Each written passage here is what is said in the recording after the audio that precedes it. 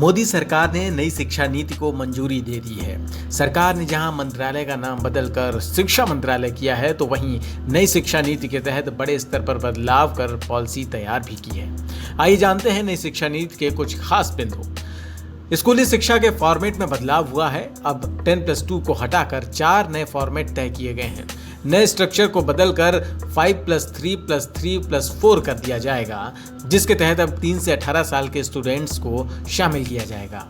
आज की व्यवस्था में यदि 4 साल इंजीनियरिंग पढ़ने के बाद या 6 सेमेस्टर पढ़ने के बाद किसी कारणवश मैं आगे नहीं पढ़ सकता हूं, तो मेरे पास कोई उपाय नहीं है, मैं आउट ऑफ द सिस्टम हो जाता हूं।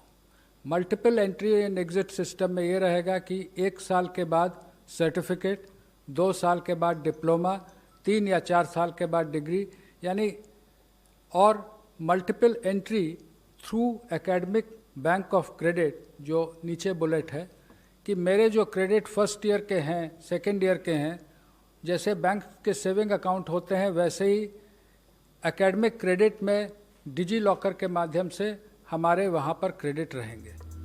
अब स्कूल के पहले 5 साल में प्री प्राइमरी स्कूल के 3 साल और कक्षा 1 और 2 सहित फाउंडेशन स्टेज शामिल होंगे, जबकि अगले 3 साल के स्टेज में कक्षा 3 से 5 का होगा, यानी क्लास 3, क्लास 4 और क्लास 5।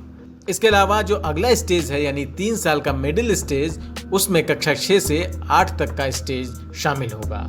यही नहीं, अब 6ठी क्लास से बच्चे को प्रोफेशनल और स्किल शिक्षा भी दी जाएगी।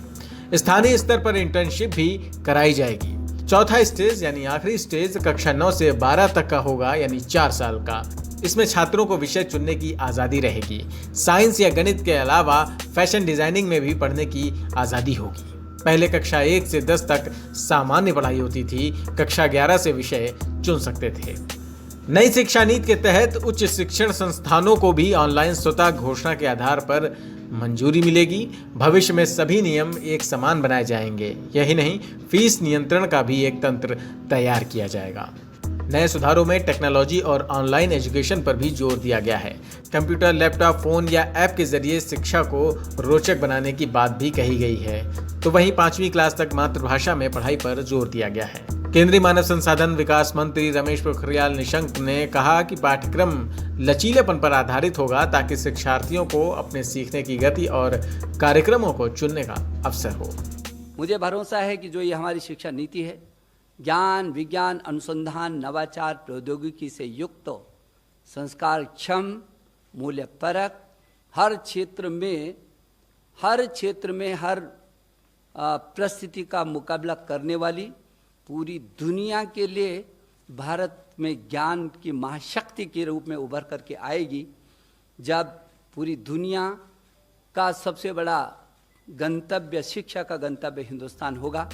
नई शिक्षा नीति पर और भी कई बड़े बदलाव किए गए हैं, जो निश्चित तौर पर पूरे एजुकेशन सिस्टम को मजबूत करेंगे, जिनका बड़े पैमाने पर लाभ देश के छात्रों को मिलेगा।